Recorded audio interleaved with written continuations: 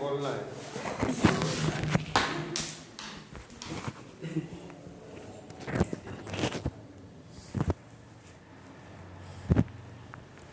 तो हम लोग फ्रैक्शनल मिरर पर पढ़ रहे थे। जैसे यंग्स डबल स्लिट में डबल स्लिट का इस्तेमाल क्यों करते हैं? कोहेरेंट सोर्स के लिए, क्योंकि कंडीशन ऑफ कोहेरेंसी सबसे बड़ी रिक्वायरमेंट है सस्टेन्ड इंटरफेरेंस पैटर्न प्रोड्यूस करने के लिए। जैसे हम इसके पहले भी बता चुके हैं कि दो ये इंडिपेंडेंट सोर्सेज हैं, तो ये दो इंडिपेंडेंट सोर्सेज भी इंटरफेरेंस प्रोड्यूस करते हैं, लेकिन ये सस्टेन्ड यानी आँखों से दिखाई देने वाला नहीं है। वजह क्या है? हर 10⁻⁻8 सेकेंड पे पैटर्न बदल जाता है। तो सस्टेन का मतलब कि जो लगातार बना हुआ हो और दिखाई दे, उसको हम लोग सस्टेन्ड इंटरफेरेंस पैटर्न कहते हैं। और इसको अचीव करने के लिए आपको हमेशा सोर्सेज कोहेरेंट बनाने पड़ेंगे। तो पहला मेथड ये था कि यंग डबल स्लिट यानी यंग साहब ने 2 स्लिट का इस्तेमाल किया था, ठीक है। दूसरा था लॉयड मिरर।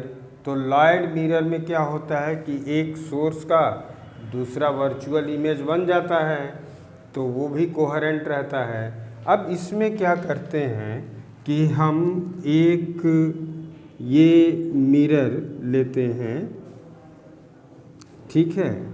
अब इसको दैट इज़ मिरर M1 और इसको बड़े हल्के एंगल से दिस इज़ मिरर M2, ठीक है, ऐसे रख देते हैं। And this is angle alpha, ठीक है।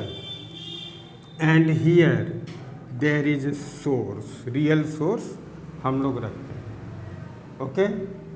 तो क्या होता है कि यहाँ से ये लाइट पड़ रही है और देन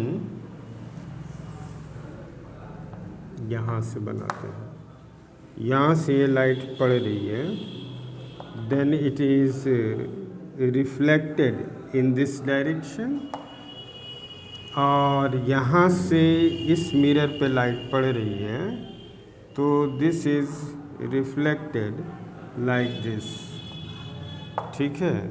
और इस दोनों को हम कहीं sorry this is reflected like this,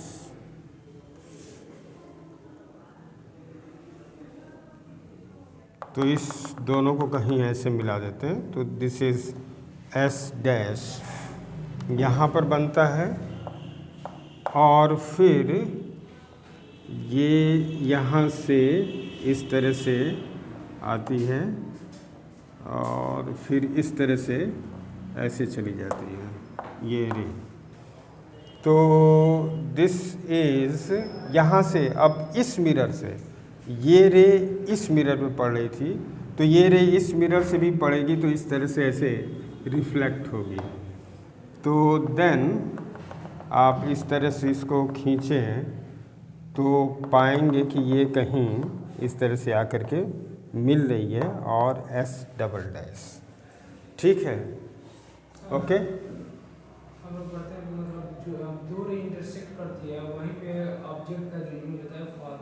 यहाँ पर इंटरसेक्ट आप जो करा रहे हैं, ये लेंस को भी लें तो आप सिर्फ 2 रे दिखाते हैं, तो उसमें लिखा रहता है कि कम से कम 2 रे की ज़रूरत पड़ती है इमेज बनाने के लिए, ठीक है, कम से कम।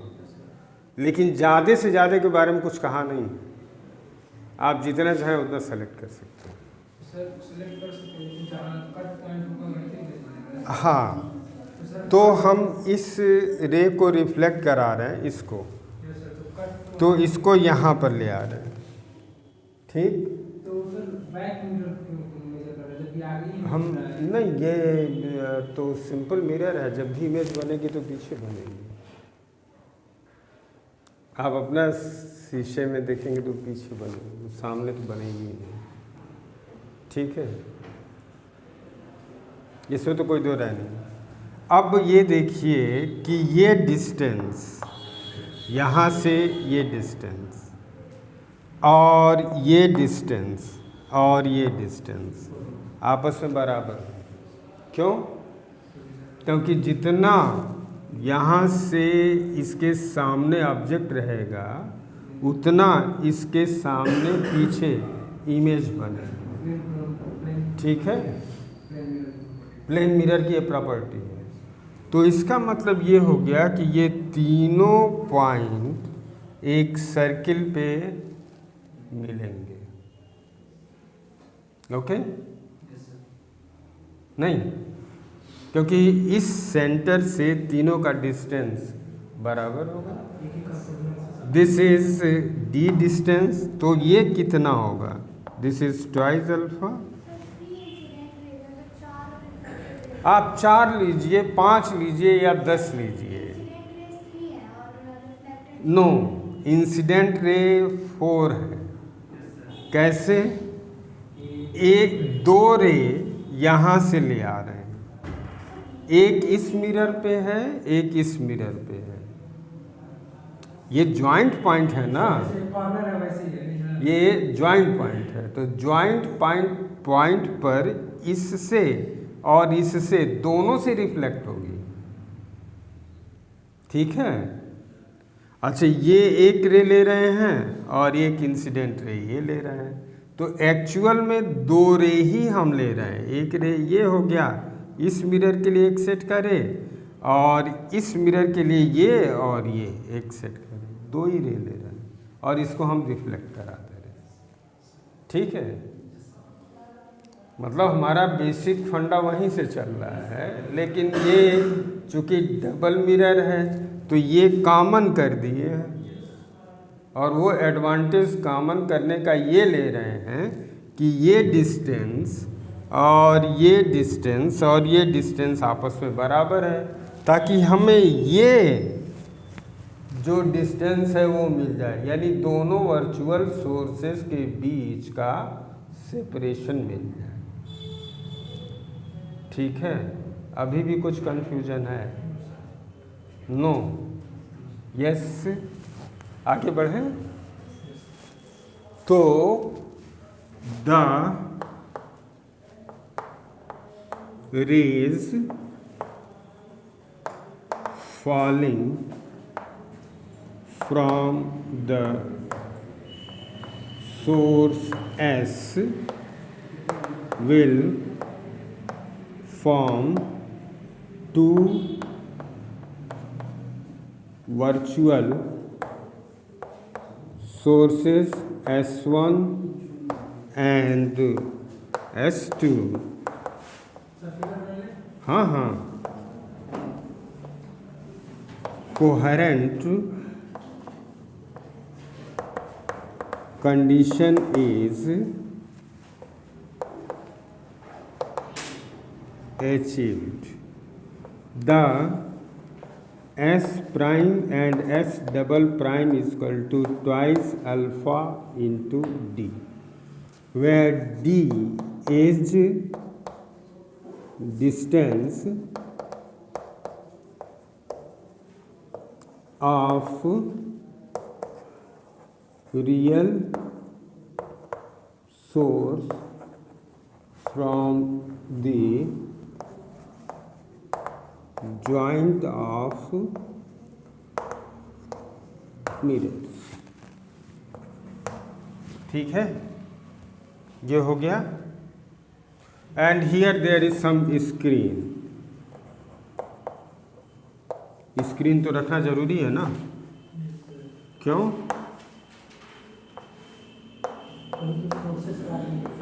This is the range AB where you are getting the fringes. The screen is at D distance away from the, that is, इसका कोई नाम दे दे, ज्वाइंट ऑफ स्क्रीन, ऐसे लिख, ज्वाइंट ऑफ स्क्रीन। तो दिस इज डी, यहां से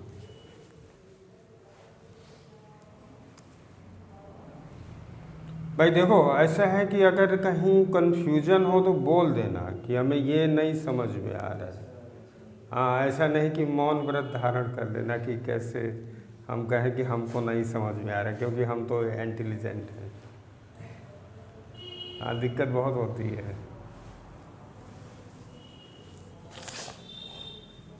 कितने लोगों ने 3 इडियट देखी है? सबने देखी है। हाँ, वो हमेशा क्वेश्चन पूछता रहता है।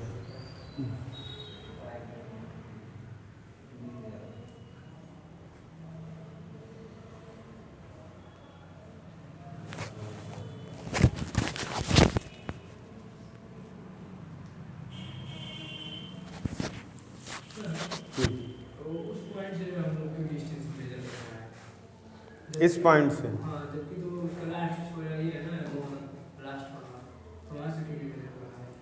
नहीं, हम यहाँ से मेजर करने में फ़ायदा है हमारा। फ़ायदा ये है कि वर्चुअल सोर्स से डिस्टेंस मेजर करना चाहिए ना, तो वर्चुअल सोर्स का डिस्टेंस ये है, क्योंकि इतना ही डिस्टेंस पीछे यहाँ से वर्चुअल सोर्स बन रहा है। हाँ, तो वहाँ से मेजर कर लेंगे। तो इसीलिए इस एडवांटेज का फ़ायदा उठा रहे हैं हम लोग। ठीक है, फिजिक्स और मैथमेटिक्स में एक बात हमेशा आप लोग किया कीजिए कि आसान तरीका क्या है। ऊपर से मिटा है, अच्छा ऊपर से ये मिटा दो।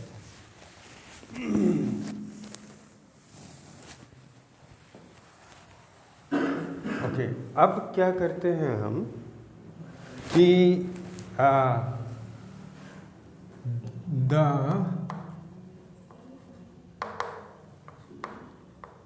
या सेपरेशन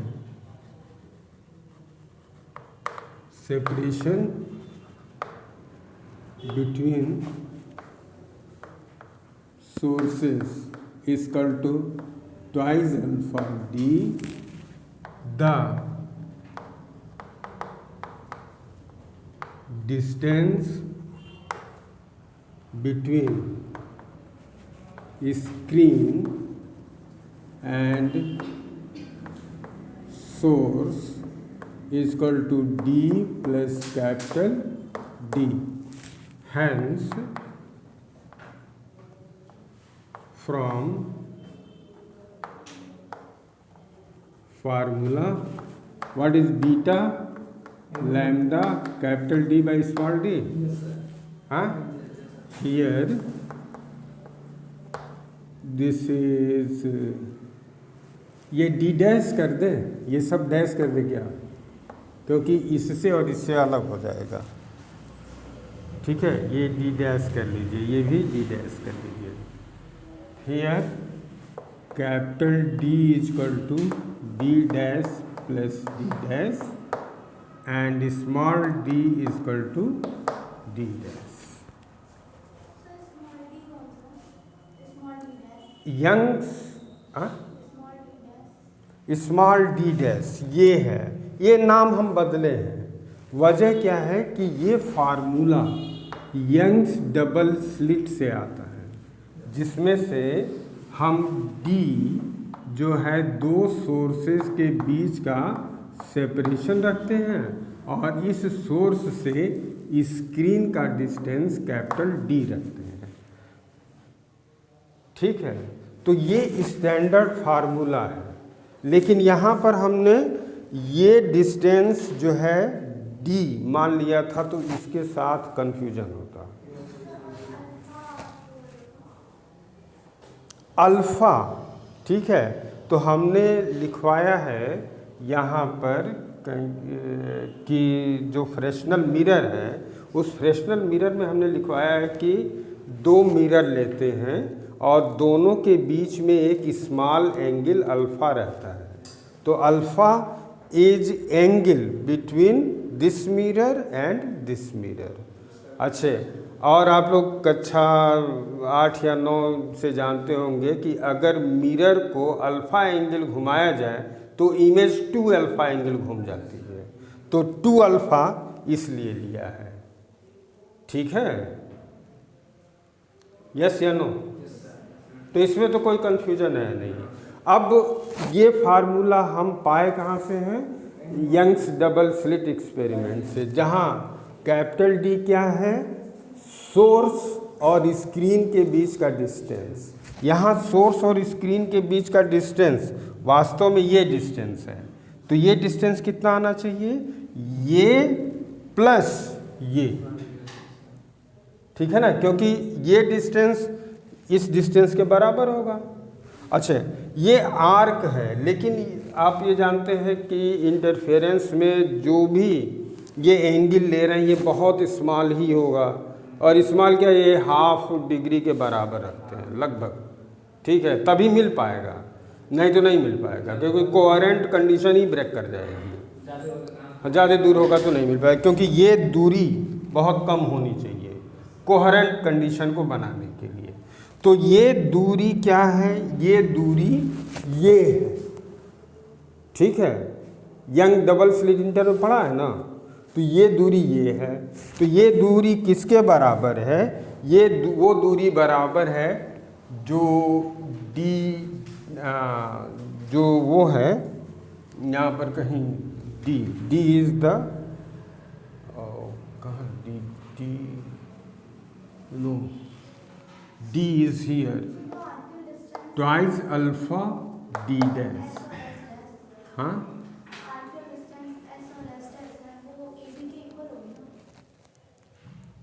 क्यों? ए बी के इक्वल क्यों होगी? ये किसके, कौन से? इसके डिस्टेंस के बराबर क्यों?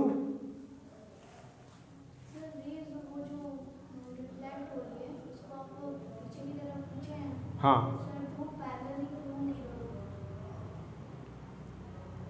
मैं समझ नहीं रहा हूँ कि ये स्क्रीन है, इस स्क्रीन पर हम इंटरफेरेंस पैटर्न पा रहे हैं। ठीक है, इसको हम यहाँ से डी डिस्टेंस अवे रखे हुए हैं। ठीक है, अच्छा, अब जो आप कह रही हैं कि वो ये यस है, मिटाते वक्त मिट गया था, ये रियल सोर्स है। इस रियल सोर्स से जो इमेज बन रही है वो इस मिरर और इस मिरर के द्वारा बन रही है, वो यहाँ पर और यहाँ पर बन रही है। ठीक है, तो हमें क्या मालूम करना है? हमें ये मालूम करना है कि दोनों सोर्स के बीच का सेपरेशन क्या है, यानी ये वैल्यू, और इस सोर्स से स्क्रीन की दूरी क्या है। तो इस सोर्स कहाँ है? सोर्स ये यस है, और उसका इमेज ये बन रहा है। तो इतना डिस्टेंस अवे सोर्स है, तो उतना ही डिस्टेंस ये मिरर के पीछे दोनों होंगे। ठीक है, तो यहाँ से और यहाँ तक का डिस्टेंस होगा ये प्लस ये, तो वो होगा capital D plus small D dash, दोनों में।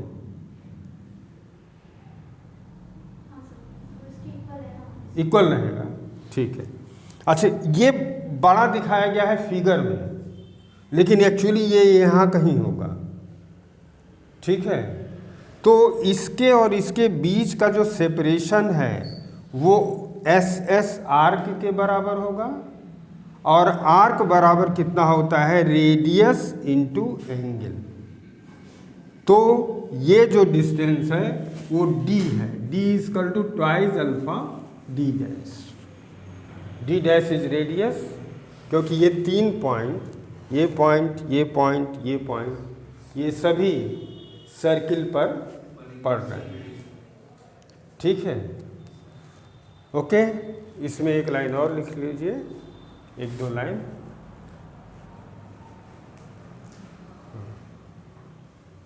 In this experiment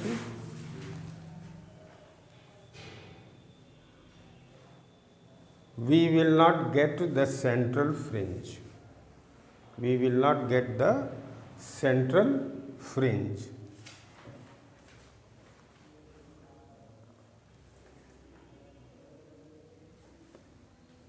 In this experiment we will not get the central fringe, क्योंकि सेंट्रल फ्रिंज इसमें डिसाइड नहीं हो पाएगी। यहाँ से और यहाँ से डिस्टेंस कहाँ इक्वल होगी स्क्रीन पर, वो इतनी आसानी से देख करके डिसाइड नहीं हो पाएगी। ठीक है, उसके लिए अलग से मतलब आपको काफ़ी मेहनत करनी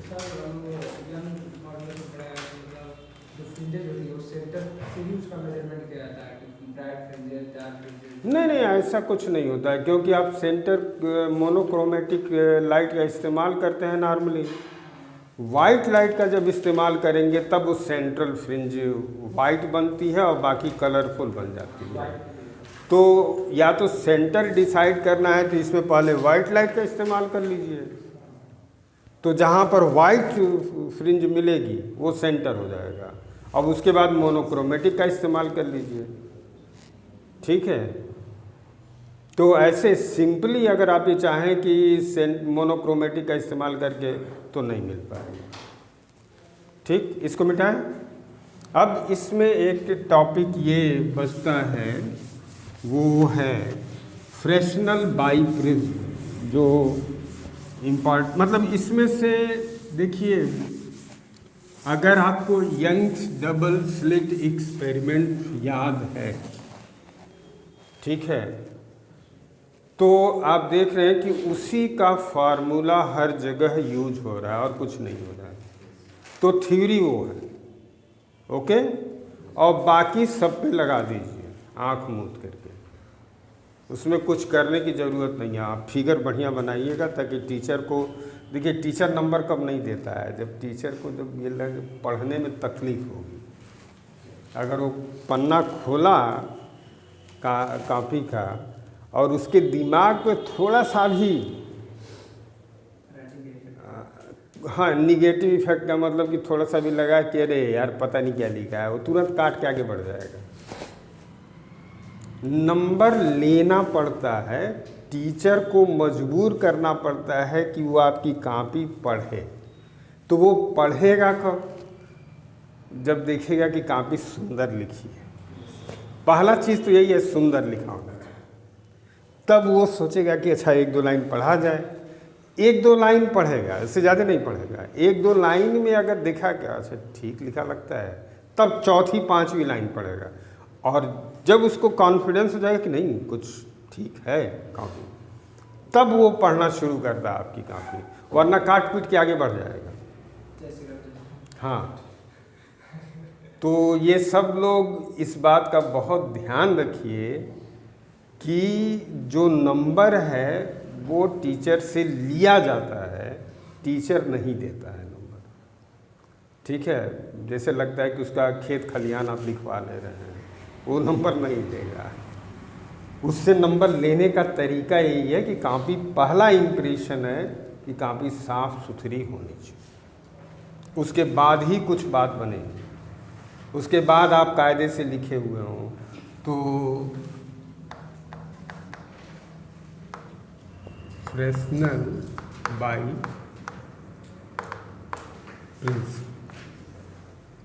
ओके, तो फ्रेस्नेल बाइप्रिज्म इसमें क्या करते हैं, पहला लिखते हैं by prism, it is device made by joining two prism at base side and the prism angle is very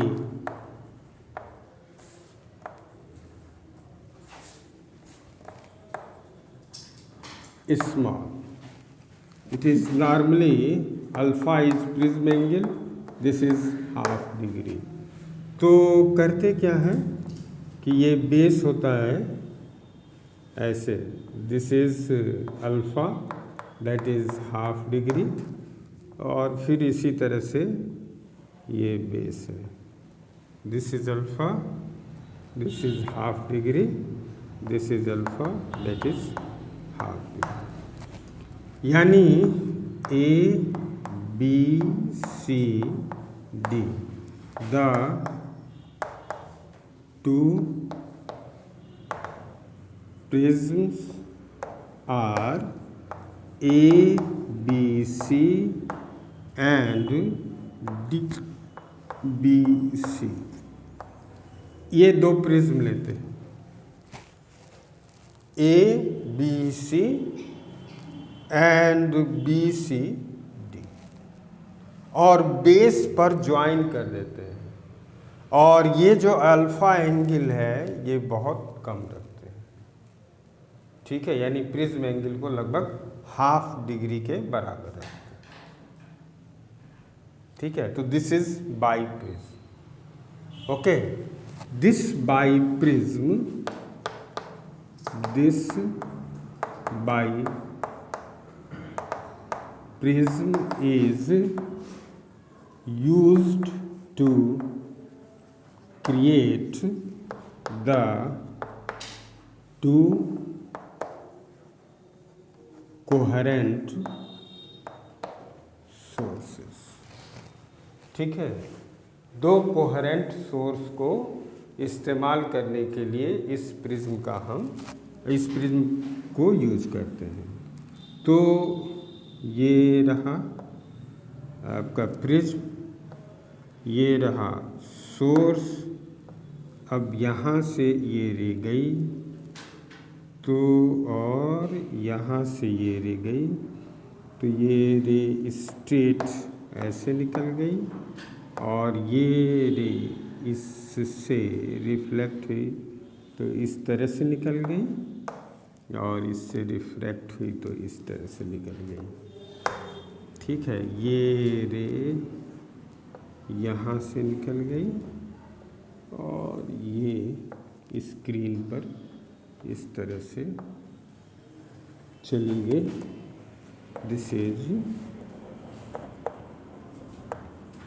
screen, this is source 1, इसको पीछे की तरफ बढ़ाइए, इसको पीछे की तरफ बढ़ाइए तो ये एस डैश, इसको पीछे की तरफ बढ़ाइए, इसको पीछे की तरफ बढ़ाइए तो यस डबल डैश, ठीक है।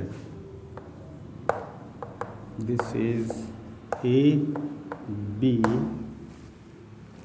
The fringes are obtained at screen kept at d prime distance from by prism, ठीक है, okay. Yes S double dash is equal to mu minus 1 twice alpha, mu minus 1 twice alpha, and this is distance A into A, ठीक है, that is D. theoretically, and the distance between source and screen ये कितने के बराबर होगा, D prime plus ए।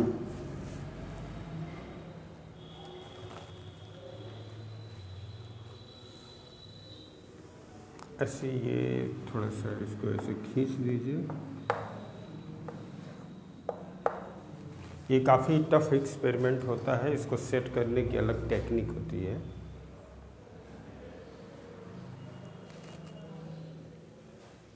इसके ऊपर हम लिख ले रहे हैं यहाँ पर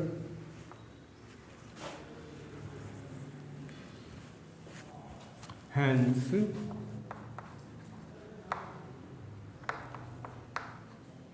from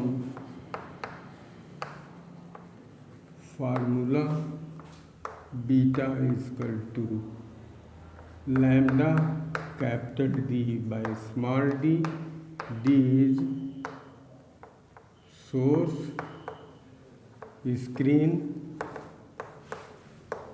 distance, so this is a plus d prime here, and d is equal to, that is twice mu minus 1 and alpha। ठीक है, तो हम लोग फ्रिंज विड्थ निकाल सकते हैं क्योंकि हमारे पास सारे फार्मूले हैं।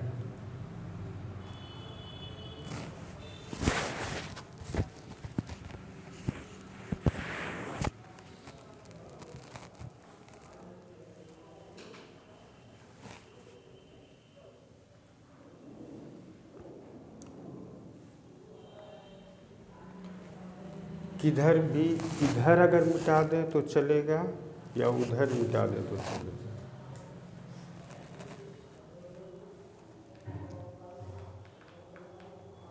वो चिंता में पड़ी हुई है कि किधर मिटा है।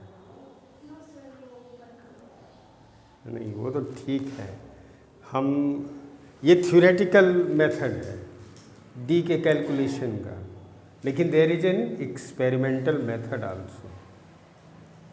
तो वो एक्सपेरिमेंटल मेथड हम बता देना चाहते हैं ताकि ये जो चैप्टर है आज खत्म हो जाए। हाँ,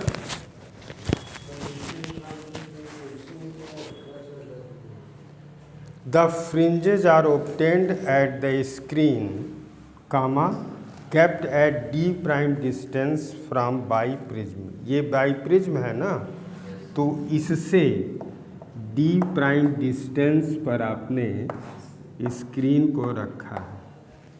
ठीक है, हाँ, एस डैश, ये S dash, S double dash,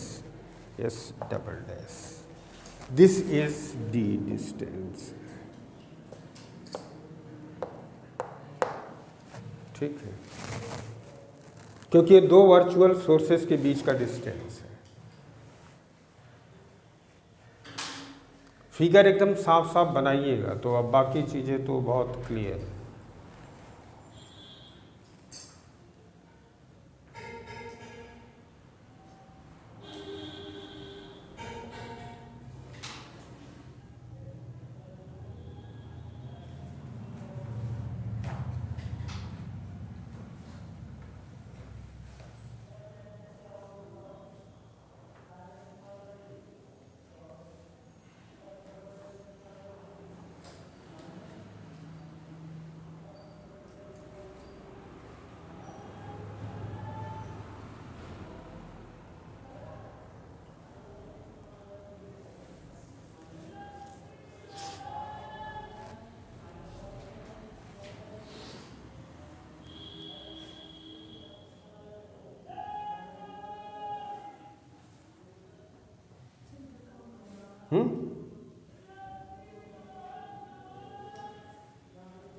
क्या कह मिटाए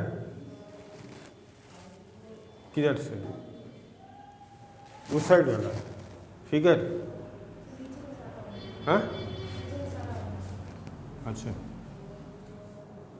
okay.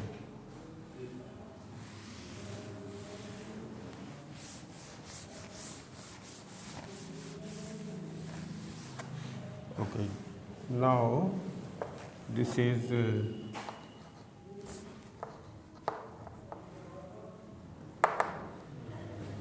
determination of D. The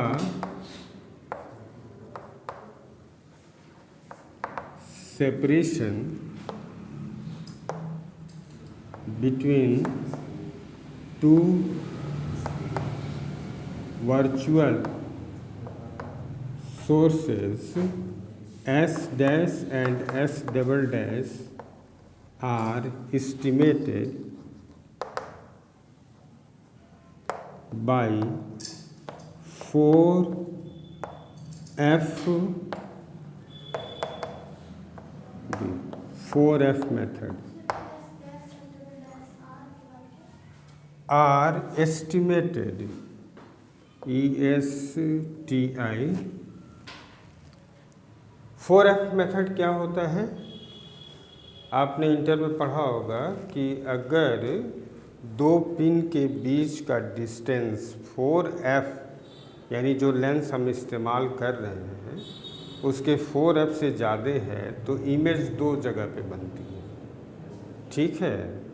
तो एक बार लेंस को इस पिन के नज़दीक रखेंगे तो इमेज बनेगी उसके, ठीक है, और दूसरी बार लेंस को इस पिन के नज़दीक रखेंगे तो इमेज बनेगी।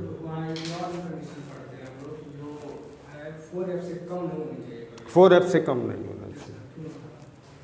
4F से कम अगर होगा, नहीं 4F से कम होगा तो जो इमेज बनेगी लेंस के पास ले जाएंगे वो या तो क्रॉस कर जाएगी इमेज, उसकी दूसरे पिन पे नहीं बनेगी, उसके उधर बन जाएगी, या तो वर्चुअल बन जाएगी, ठीक है।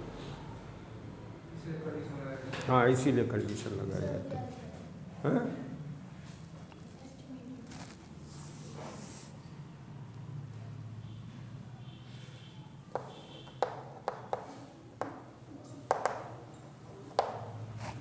ठीक, कभी कभी हमसे गलती हो जाती है तो ठीक है ना। हाँ, अच्छा, तो करते क्या हैं कि this is sources S dash and S double dash, so keep lens here and this is screen. तो this is the distance D1, ठीक है, at point P1, and if lens is kept here at point P2, the distance is, this is D1 and this is D2, ठीक है। ऐसे दो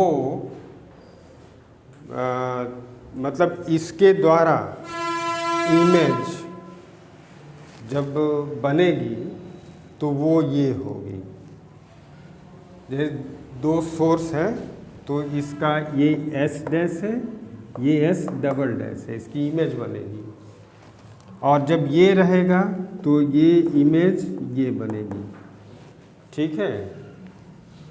हाँ, तो आप बना लीजिए इस तरह से, इधर मिटा, okay.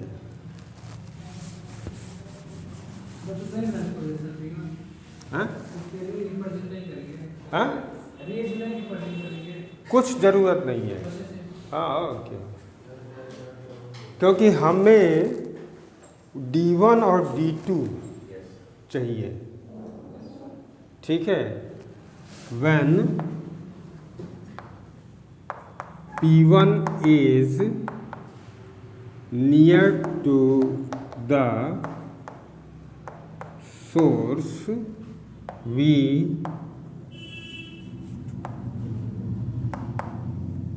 obtain the separation that is D1 when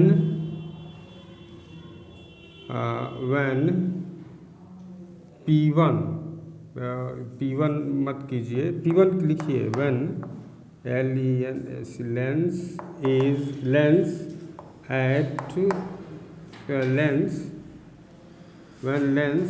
is हाँ ठीक है near to the source, we obtained the separation D1 when lens is near to a screen, then we obtain the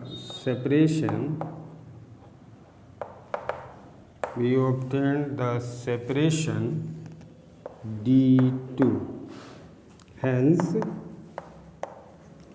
D is equal to under root of D1 and D2. Geometrical mean ले लेंगे। हाँ source के नज़दीक यानी इस condition पे है, तो ये सोर्स के नज़दीक है और lens is near the screen, तो नियर स्क्रीन के नज़दीक है, तब एक बार इमेज बनेगी। ठीक है, ओके। और कंडीशन क्या है? Source and screen are at away to the 4f distance where f is the focal length of lens. तो ये तो आप इंटर में पढ़े ही हैं, बस इससे d का एस्टिमेशन हो जाएगा। तो हम लोग को थ्योरेटिकल वैल्यू यानी इसकी चिंता नहीं रहेगी, इससे हम नहीं कर लेंगे, एक्सपेरिमेंटली हम वेरीफाई कर लेंगे। ठीक है, okay. And how we determine wavelength?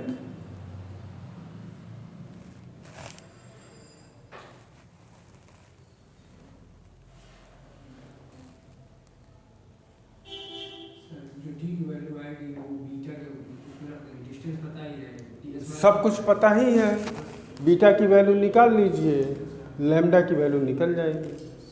ठीक है, बीटा की वैल्यू क्या है? Separation between two dark and two bright fringe. तो उसको कैसे लिखेंगे?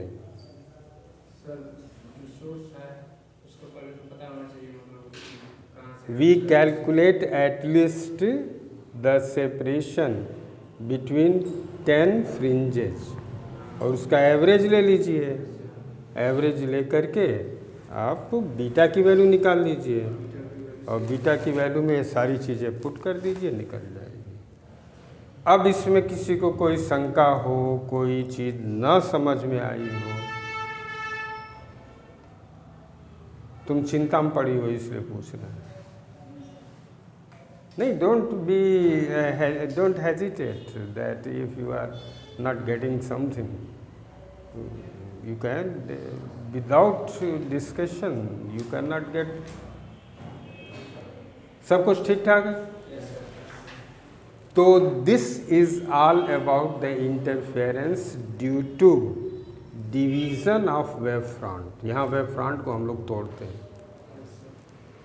ठीक है, डिवीज़न ऑफ वेव फ्रंट का मतलब ये है कि आपने ये लिया, जब यहाँ से वेव फ्रंट को गुजारा तो ये हिस्सा वेव फ्रंट का कटेगा, ये हिस्सा वेव फ्रंट का कटेगा, तो कोहेरेंट सोर्स मिल जाएगी। ठीक है, इसमें सिर्फ हम लोगों ने किया क्या है कि we are getting the coherent sources.